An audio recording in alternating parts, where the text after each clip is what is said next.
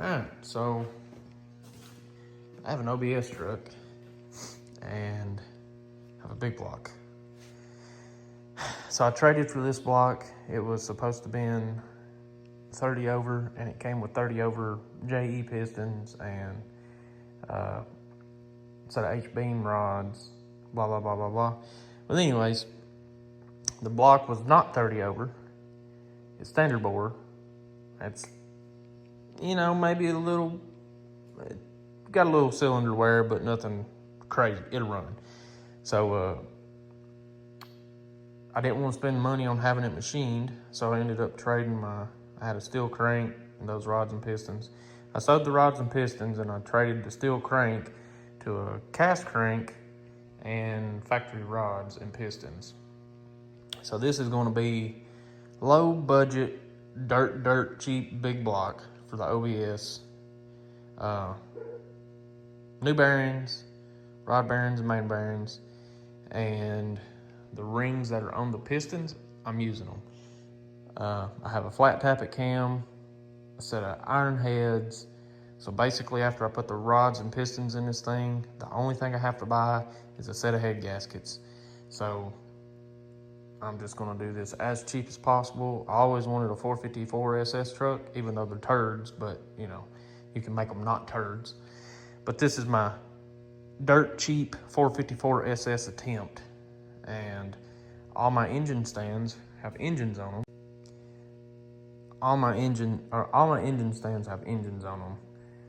So I'm gonna do this just like anybody would that has $0 to spend on stands, whatever. Like, this is as cheap as you can do something. So I've spent, I think it was like $70 for rod bearings and main bearings, and then everything else that I got, I traded on. But you could probably come up with all the same stuff for, I would say, if you could find a big block on Facebook Marketplace for like 500 bucks, you could have less than $1,000 in a big block for sure. And I mean, even a peanut port big block with a cam, 450, 500 horsepower, you know, so, or at least that's according to Richard Hodner's videos, and he seems pretty credible. So this is how we're doing it. Anybody can do this. And I'm literally going to build this thing on the floor right here and just kind of wiggle it around. Probably until I get to the point to where I got to put heads on it. And then we'll figure that out when we get there.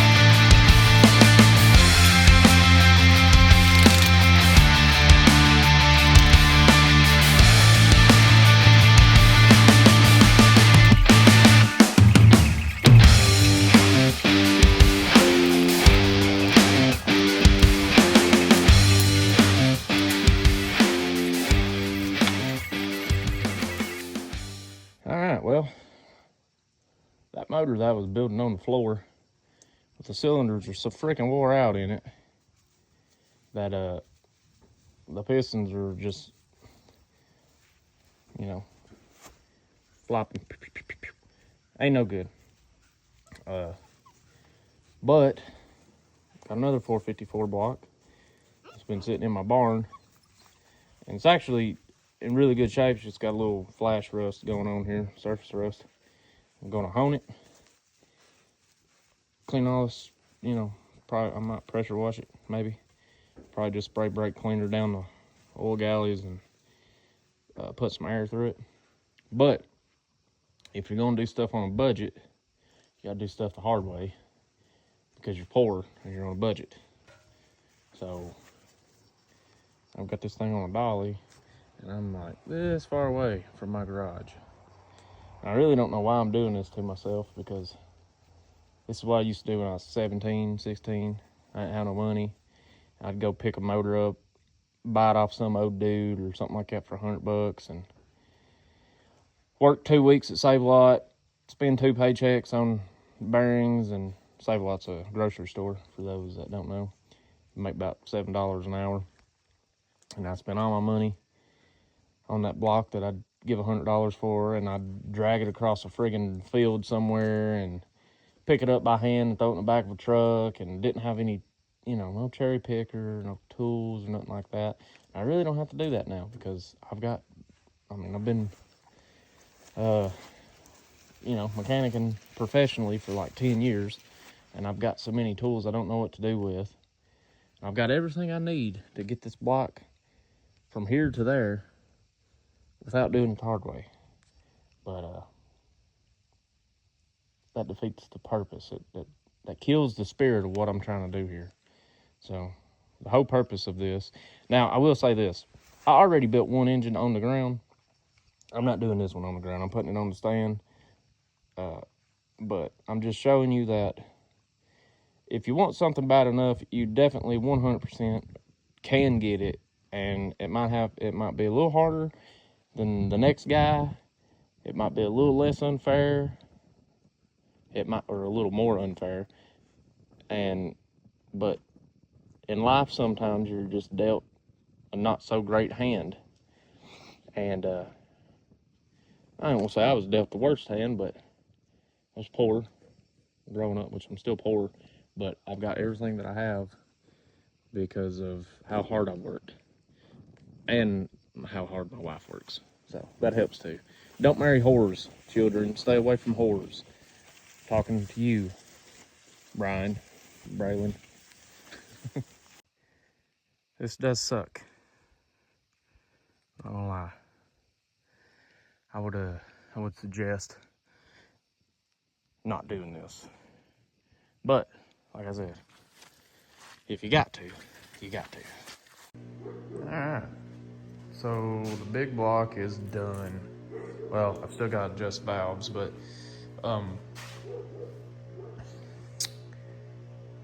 this is the cheapest intake that I could find on eBay. It was like $130, $35. And it's pretty comparable to the intake on my truck here. But $130 is still pretty cheap. So sticking with the budget thing. But even cheaper than that, I got this intake for free from Braylon. He had it laying in his garage or something. But he brought this the same day that this showed up in the mail. And this one looks a lot better, and it's a little higher than that one. That's made for like to clear Corvette hoods and stuff. Not building a race truck or anything with my OBS, but I am gonna race it in the daily driver class occasionally. And Josh is going to try to race his OBS in the daily driver class. But anyways, it's 454.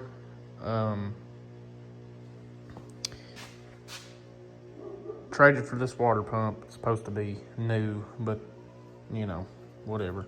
Painted it black. Got the timing cover from the machine shop.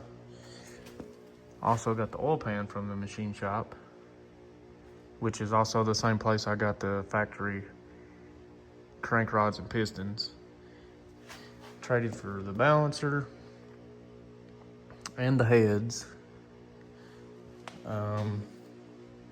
Actually, I traded for everything except for the block. My buddy gave me the block.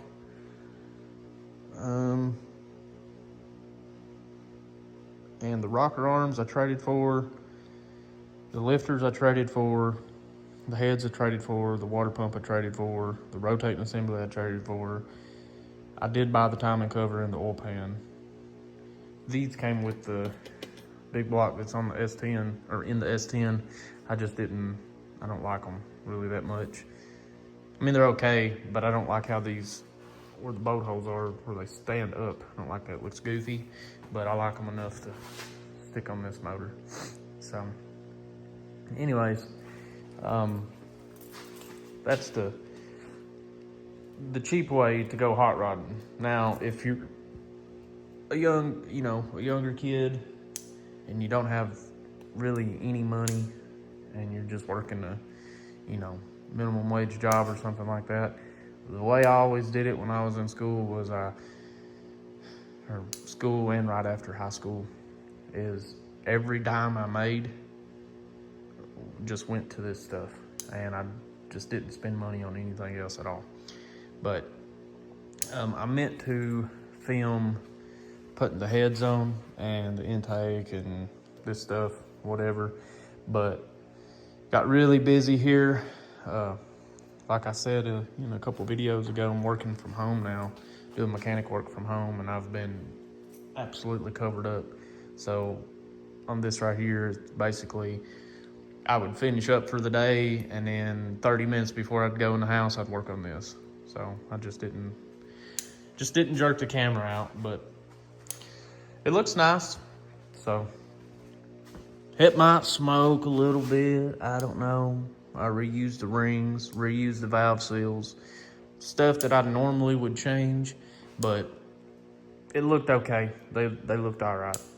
And just trying to not spend a whole lot of money on this thing, so hopefully it works out. But maybe this weekend might try to pull the 4.3 out of the OBS. And what I want to do is, for the next half of this video, I bought a rebuild kit and stuff for the transmission. I've got a Turbo 350 in the barn. I'm gonna rebuild it. I bought a shift kit for it, and I had a converter on the shelf. But I'm not gonna film building the transmission and all that stuff. But what I am gonna film is pulling the engine and then putting this engine and the transmission back in. But I think I'm gonna put the engine in by itself first and just go ahead and start it in the truck. So I'll film all that, and that'll be part 2 of this video.